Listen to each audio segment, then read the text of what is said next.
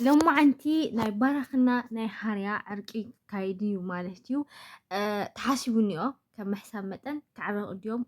تحققات قوة استوديو غير بمعراقهم كما يخبرس كم ترشان نحدث أني خمني يا كلنا أخم قبل أي مالتيو سلام كميك أنيهم أنا سلامي إكزابير يمسكن كميك أنيهم نسخاسكم نحنا ديهم مبزادخم ما كنا عالم سلامكم بزحتر في بلالين داولكم حدش لهم سبسكرايب قال يترسعهم حتى دسيلاتكم كوينة لايكم قال لا يترسعهم مالتيو كم زفلت هاريانا باراغي كبير هنا تفتيروني كابو كل نجار كأنا نايت جراوت نايت فتاو إيد سازل لود ما يهتي كواب بحفشة سلام يسافرون زل مالتيو بمقتل بموشام ببزح نجارات بمحشاو سلام سينوني إيد خوابي مالتيو أنا لو ما عندي أنا براخنا نهاريا عرقي نخكايد قطرة تحيزنيو هاريام نختقرب براخم نختقرب زلوا مشجر دما ያው ንዓበይቲ ዓዲ ንኽናገሩ ተም ዓበይቲ ዓዲ ድማ ልኹረ ተኾይኑ ክኹረ ይቅርታ ክበሃል ተኾይኑ ይቅርታ ክበሃሉ ይቅር ክበሃሉ ሎማዓንቲ ቆፅሮ ተታሒዙ ማለት እዩ ኣብዚ ቆፅሮ እዚ ድማኒ ዓበይቲ ዓዲ ሓንቲ ሓፍቱ እያ ካልኣይካ ወዱ እዩ ሳልሳይ ከዓንይ ገብራት እዩ ማለት እዩ ምስ ዓርኩ ንባዕላ ክሎ ማለት እዩና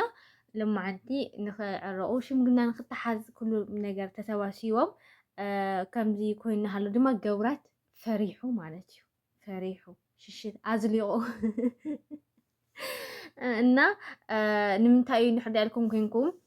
تناجر لمتى أو لعليو أو لعلي باراخي وش ما كم تدربن توش ما دما يوم تقبلنا لي ولي سلالخانة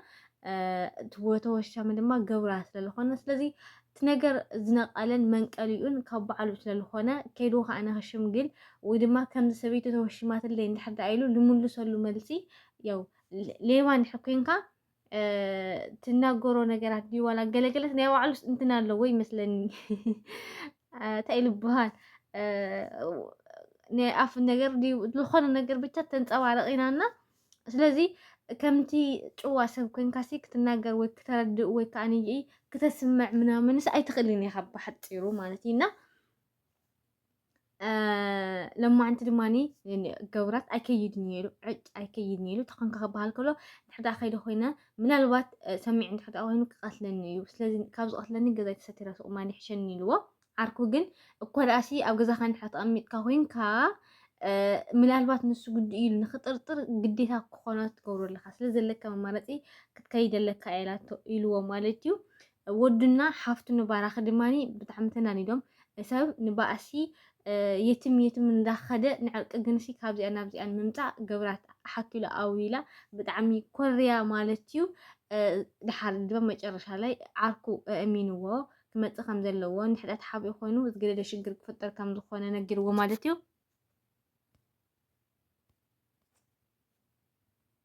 كم زي قتيلو نحلو دما ጨርጊድ መሰለሙን መሰብኡ ማለትዩ ሓደ ውሳኔ ወሲኖ ምንየው ምክንያቱ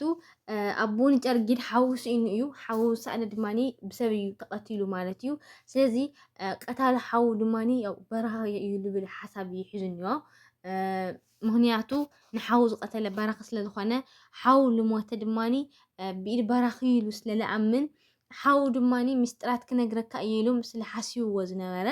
أطوها مالتيو سلزي باراخ يلي بالحساب ينيروم نباراخ دما نخطفوه وي دما تخون سقم تنخسرو حساب ينيروم حدا كم كان اي دماني نرهل لكم رعوا يدليو كلتا سلزي حدا دم افسيسكا لا مرعاك تقبرك اني كبدي امو تزقات لسا نقالم نخواسك امو لخبد النجريو مالتينا سلزي استات نجرات لما حنتي حدش مغير نت في جيرو منيو اتمغير نت دما بزعوا حاو قتاتلا قتالي منامن ليفل شلل إلهم كتصنحو نقول نقدي فما حد دماني نراهن أرجع نخمراوا وسينا مني أو ما عند أبي سلامون دا راهيل تايون كلو الشديون كلو كأويديوم نوعلم أكبر لخنا شكر أكبر لخنا نوتي جزء حواتي ويننا سلازي دماني إذ خمزنا هاللوه جزء حواتي وان هاللوه كم زعينة حسابات دماني حاسبوا اللوه كلكم جايز ترجي دماني نخلط يوم يزدلي لكل يوم نعيك أي حمس مريم حاو بيلا ቀታሊ ክፈልጥ ደልየ ራሄለ ክምርዓዋ ይደሊ ኢልዎም ማለት እዩ እቶም ድማኒ ክልቲኡ ነገር ክትጥቀም በይትኽእልን ኢኻ ኣብ ሓዲኡ ሒዝካ ንሓዲኡ ወይ ቀታሊ ሓወይ ኣምፃ እዮ ቀታሊ ኣፅኻ ኣምፃኻ ቀተሎ ወይ ድማኒ ተመርዖ ኢልዎ ያው ትመርዓ ድማኒ ናይ ክልቲኦም ብሓንሳብ ክኸትለ ይኽእል ጨርጊት መርዓ መሪፁ ማለት እዩ ኣቦኡ ድማኒ ካላት እንድሕር ንስኻ መርዓ መሪፅ ኮይንካ እቲ ባእሲ ትሕማቕ ነገራት እቲ ምቕታል ድማ ቀስ ብቀስ ብግዜ ክወፅእ እዩ ስለዚ ኣይትጨነቕ ዝወደይ ኣናዓኻ ስለዝወለድኩ ሓደ ስለዝኾንካኒ ክንዲሽሕ ክትኮነለይ እምበር ደምነት ክተኽለልካ ይደልኒ ካልኦት ብዙሓት ዓሌታት ብዙሓት ጎንታት ኣለዎም ሓደ እንተጎደሎም ኣለው ንሕና ግን እንድሕር ደኣ ሞየትካ ኮይንካ ለሎ ሰብ ስለሌለ ቤተሰብ ስለሌለ ውሕዳት ስለዝኾነካ ዝወደይ ክንዲሽሕ ክትኮነለየ ዝደሊ ልብል ምስ ራሄል ዘለዎ መትከል ኣነ ፂሩ ነጊሩኒ ጨርጊድ ማለት እዩ ራሄል ኣብዚ ሕጂ ሰዓት እንታይ እያ ክትብል ከመይ እያ ክትብል ኣይሰማዕናን ኢና ሕራይ ድያ ክትብሎ ምክንያቱ ቅድሚ ሕጂ ኣይደለይካን ኢላ እያ ነፂጋቶ ነይራና ስለዚ ድማ ሕጂ እንታይ እያ ክትገብር ከመይ እያ ክትገብር ኣብ ቀፃሊ ክፋል ክንሪአና ብተወሳኺ ድማ ሃርያ እንዳንዕልታ እያ ተቐሚጣ እኒኤቶ እንዳንዕልቲ ተቐሚጣ እናሃለወ ድማ ሎማዓንቲ መን ከይዱ ተትብሉ ማለት እዩ ዕቋር ከይዱ ረኺብዋ ጋይስ ዕቋር ከይዱ ረኺብዋ ምክንያቱ ብጣዕሚ ለኽፋ ዘሎ ሓፍቲ ገዛ ሓደገኛ ዝኾነ ነገር ክፈጥር ይደሊ ኣሎ ከም ሓወቦ መጠን ዘይኮነስ ከም ቀን ፀላኢ እዩ እኒኦ ማለት እዩ ከምኡ ስለዝኾነ ድማ ጋይስ ንሃርያ ሎማዓንቲ ዕቋር ረኺብዋ እኒኤ ማለት በይና ረኺብዋ ክፀልኣ ክቐትላ ኣይፀልእን እዩ ምክንያቱ ሰወይቱ እንታይ ዝበሃል ሰበይትያ ዝለኣኻቶ ዝበሃል ጋይስ ኣይፈርሕን ዝበሃል ምስል ኣለና ሰወይታ ኢላቶ ንሓወቦ ክቐትሎም ከምዘይብሉ ንራሄል ክቐትላ ከምዘይብላ ብሓፈሻ ኣብቲ ገዛ ዓፅሚ ስጉ ክቐትል ከምዘይብሉና ንመን ደኣ ክቐትል መሰላ ድማኒ ያው ንሰወይቱ ቀተላ እስታ ድማኒ ትበደል ዝበደለት እቲ